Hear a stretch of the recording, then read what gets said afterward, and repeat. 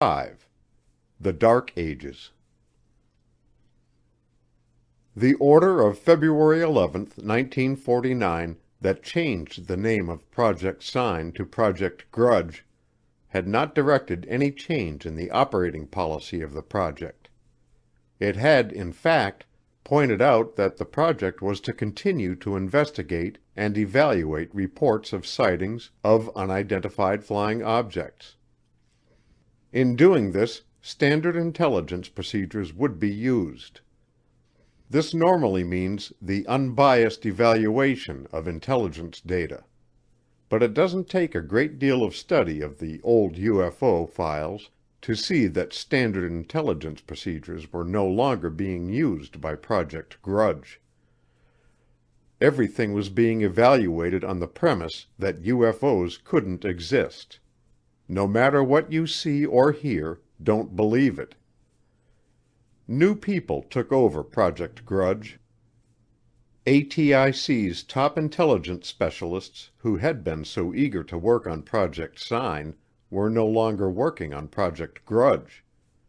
Some of them had drastically and hurriedly changed their minds about UFOs when they thought that the Pentagon was no longer sympathetic to the UFO cause. They were now directing their talents toward more socially acceptable projects.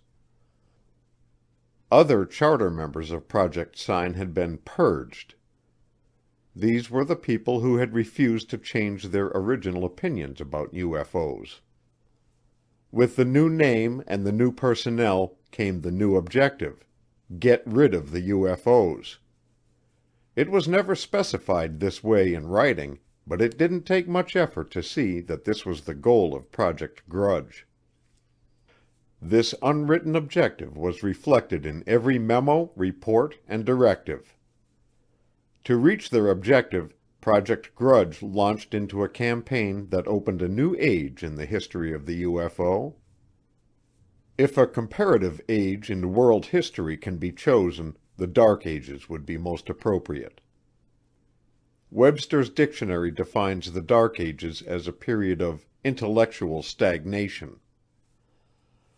To one who is intimately familiar with UFO history, it is clear that Project Grudge had a two-phase program of UFO annihilation. The first phase consisted of explaining every UFO report. The second phase was to tell the public how the Air Force had solved all the sightings. This, Project Grudge reasoned, would put an end to UFO reports. Phase 1 had been started by the people of Project Sign. They realized that a great many reports were caused by people seeing balloons or such astronomical bodies as planets, meteors, or stars. They also realized that before they could get to the heart of the UFO problems, they had to sift out this type of report. To do this, they had called on outside help. Air Weather Service had been asked to screen the reports and check those that sounded like balloons against their records of balloon flights. Dr. J. Allen Hynek, distinguished astrophysicist and head of Ohio State University's astronomy department, had been given a contract to sort out those reports that could be blamed on stars, planets, meteors, etc. By early March, the Air Weather Service and Dr. Hynek had some positive identifications. According to the old records, with these solutions and those that Sign and Grudge had already found, about 50% of the reported UFOs could now be positively identified as hoaxes, balloons, planets, sundogs, etc. It was now time to start Phase 2, the publicity campaign. For many months, reporters and writers had been trying to reach behind the security wall and get the UFO story from the horse's mouth, but no luck. Some of them were still trying, but they were having no success because they were making the mistake of letting it slip that they didn't believe that airline pilots, military pilots, scientists, and just all-around solid citizens were having hallucinations, perpetrating hoaxes, or being deceived by the misidentification of common objects. The people of Project Grudge weren't looking for this type of writer. They wanted a writer who would listen to them and write their story. As a public relations officer later told me, "We had a devil of a time. All of the writers who were after saucer stories had made their own investigations of sightings, and we couldn't convince them they were wrong." Before long, however, the right man came along. He was Sidney Shallot, a writer for the Saturday Evening Post.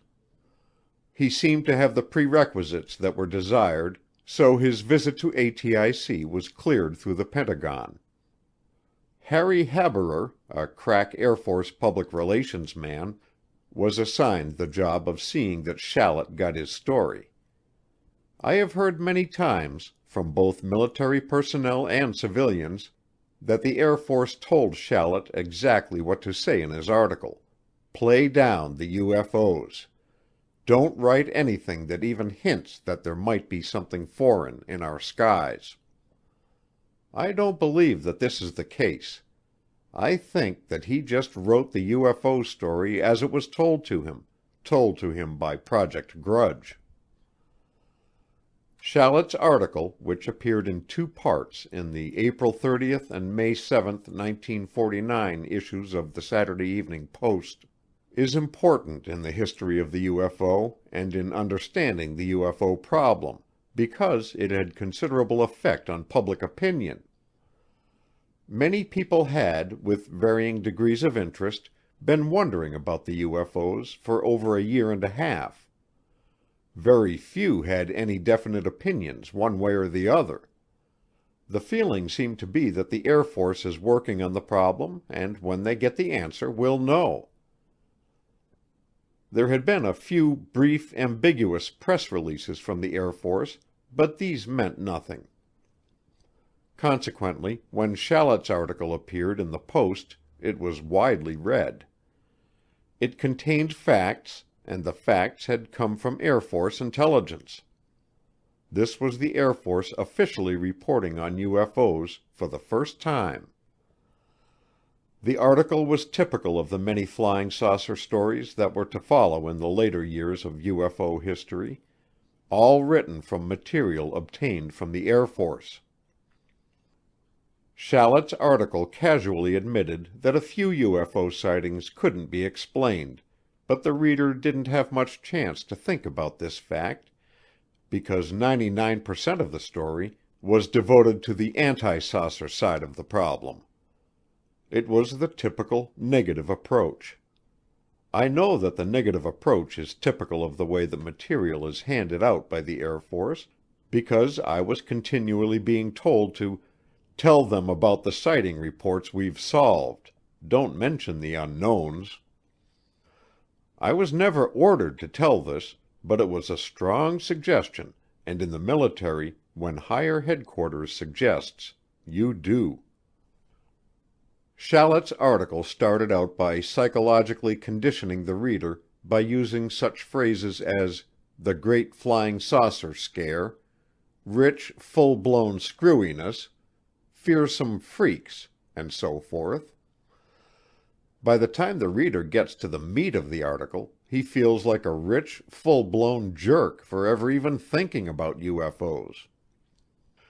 He pointed out how the furor about UFO reports got so great that the Air Force was forced to investigate the reports reluctantly. He didn't mention that 2 months after the first UFO report, ATIC had asked for Project Sign since they believed that UFOs did exist.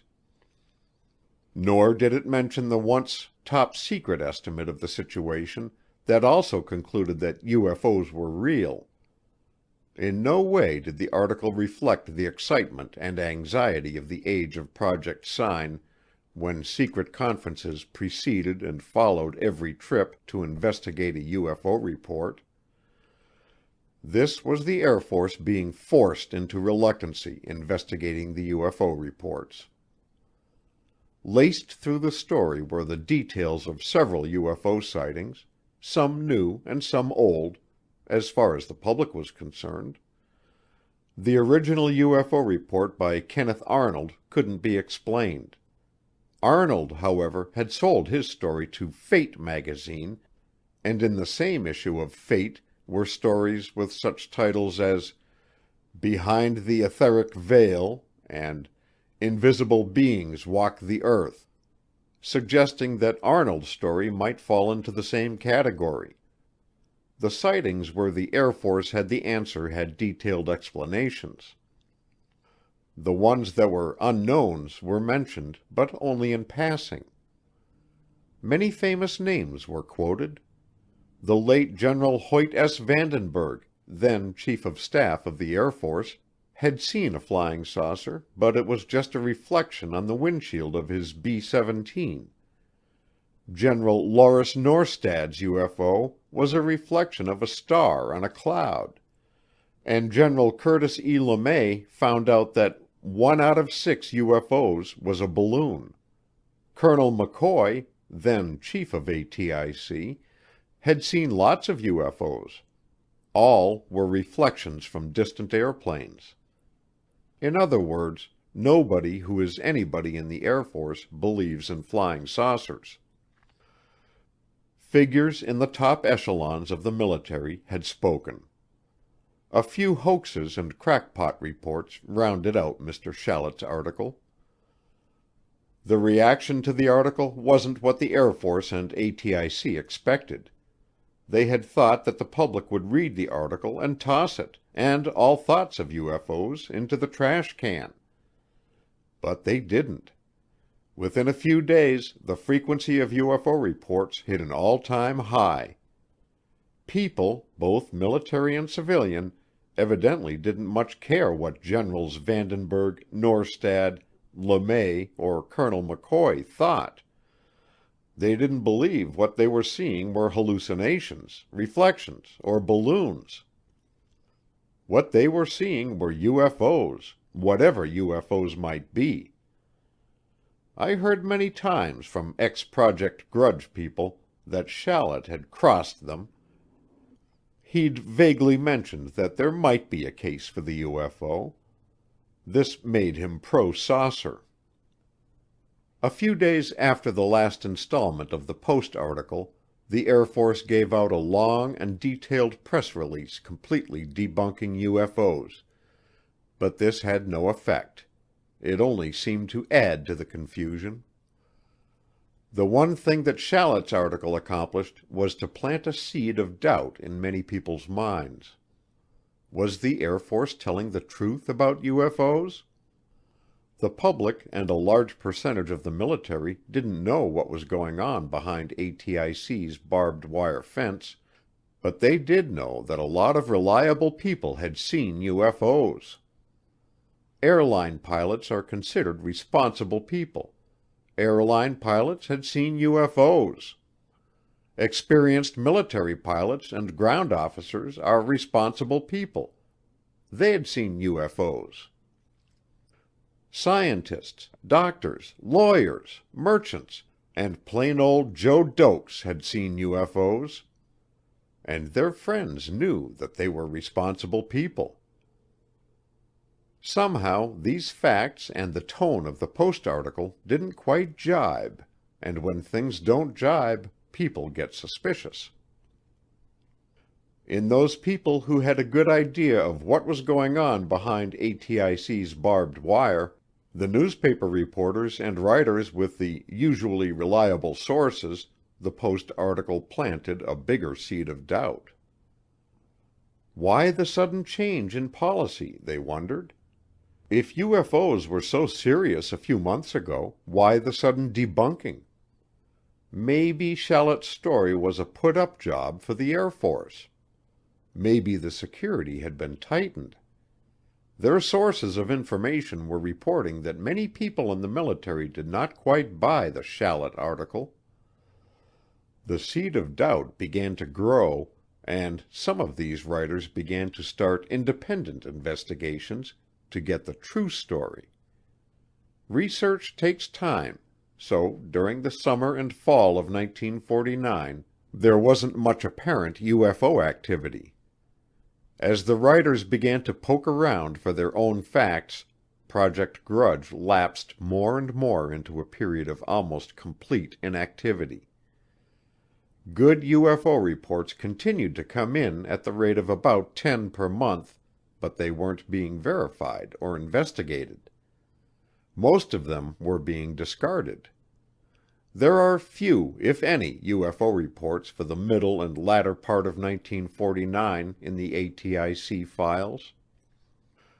Only the logbook showing incoming reports gives any idea of the activity of this period.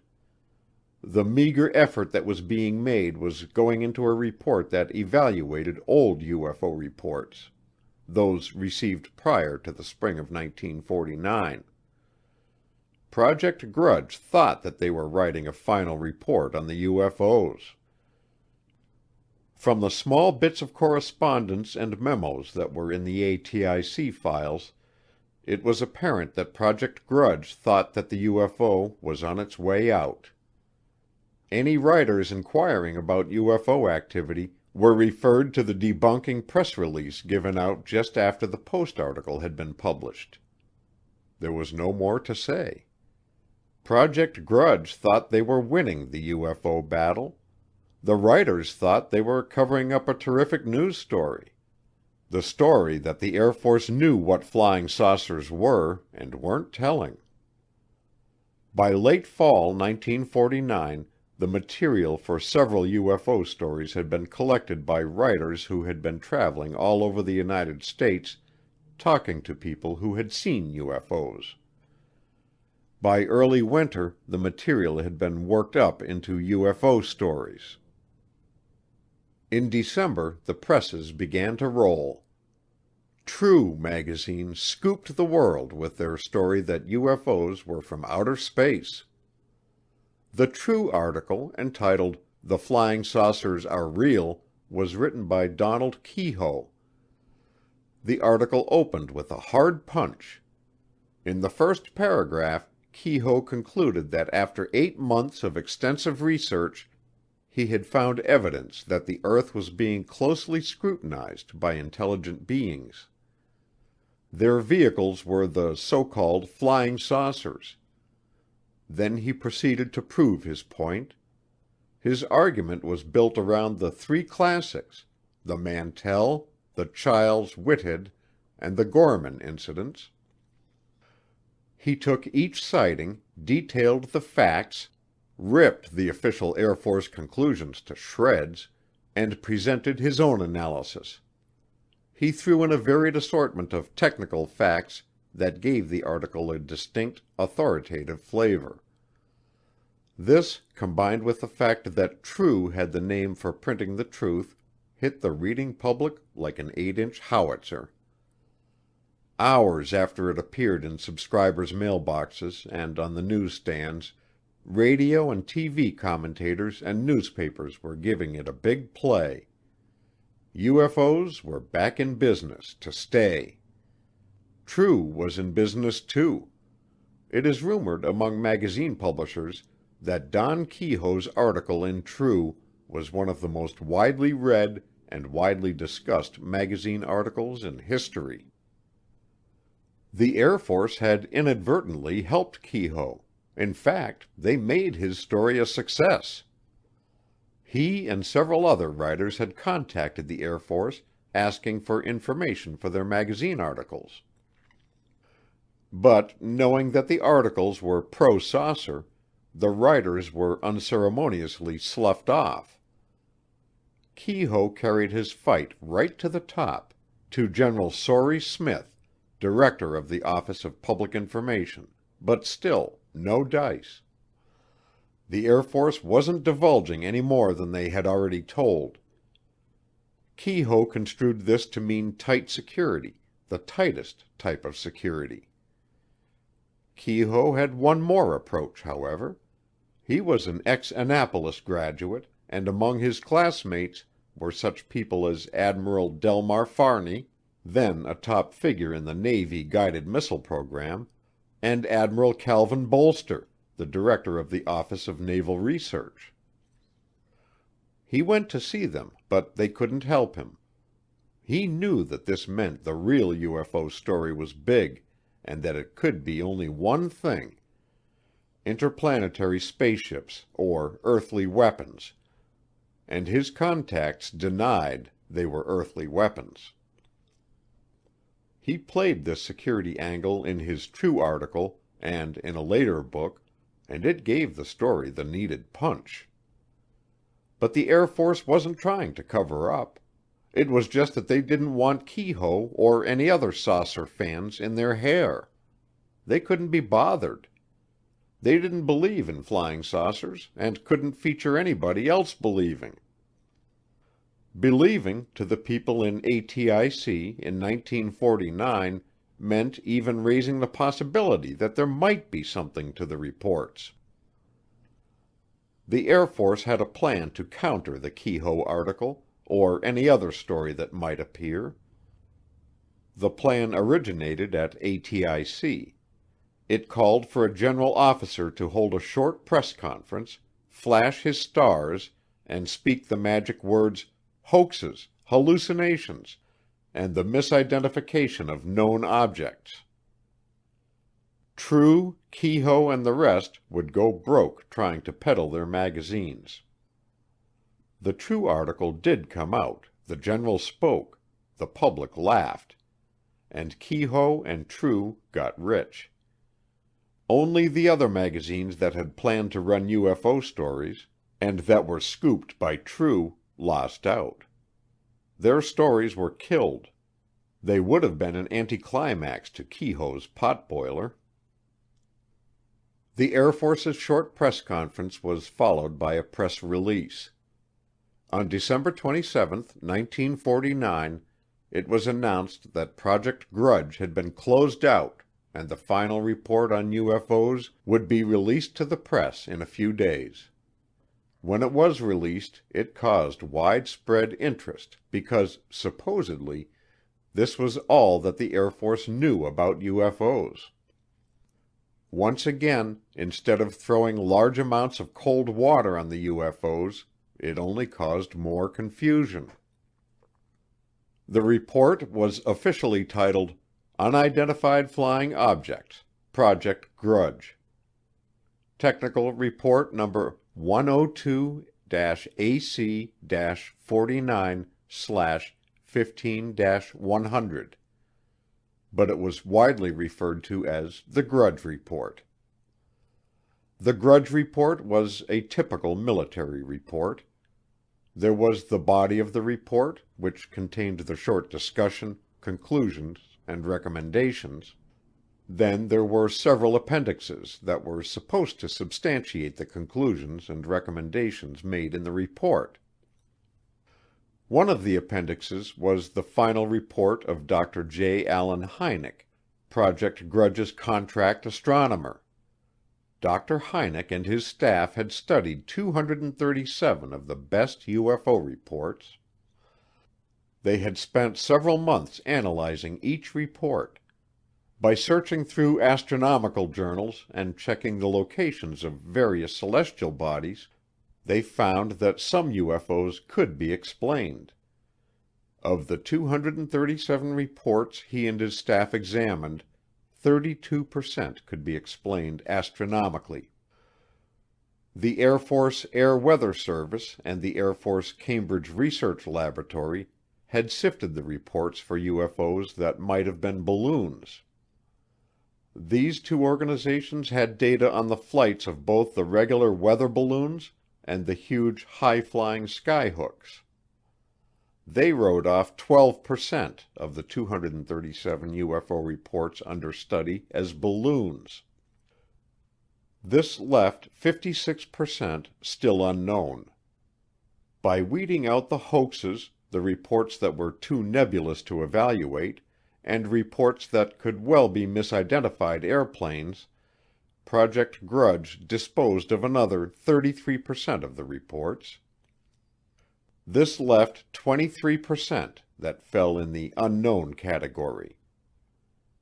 There were more appendixes. The Rand Corporation, one of the most unpublicized yet highly competent contractors to the Air Force, looked over the reports and made the statement, "We have found nothing which would seriously controvert simple rational explanations of the various phenomena in terms of balloons, conventional aircraft, planets, meteors, bits of paper, optical illusions, practical jokers, psychopathological reporters, and the like." But Rand's comment didn't help a great deal, because they didn't come up with any solutions to any of the 23% unknown. The psychology branch of the Air Force's Aeromedical Laboratory took a pass at the psychological angles. They said, "There are sufficient psychological explanations for the reports of unidentified objects to provide plausible explanations for reports not otherwise explainable." They pointed out that some people have spots in front of their eyes due to minute solid particles that float about in the fluids of the eye and cast shadows on the retina. Then they pointed out that some people are just plain nuts. Many people who read the Grudge Report took these 2 points to mean that all UFO observers either had spots in front of their eyes or were nuts. They broke the reports down statistically. The people who wrote the report found that over 70% of the people making sightings reported a light-colored object. This I doubt, but that's what the report said. They said a big point of these reports of light-colored objects was that any high-flying object will appear to be dark against the sky. For this reason, the UFOs couldn't be real. I suggest that the next time you are outdoors and see a bomber go over at high altitude, you look at it closely. Unless it's painted a dark color, it won't look dark. The U.S. Weather Bureau wrote an extremely comprehensive and interesting report on all types of lightning.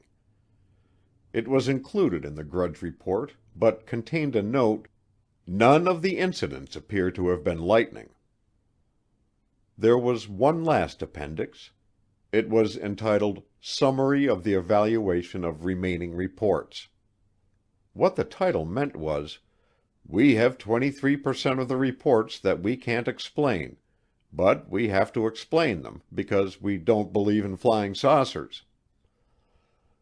This appendix contributed greatly to the usage of the analogy to the Dark Ages, the age of intellectual stagnation.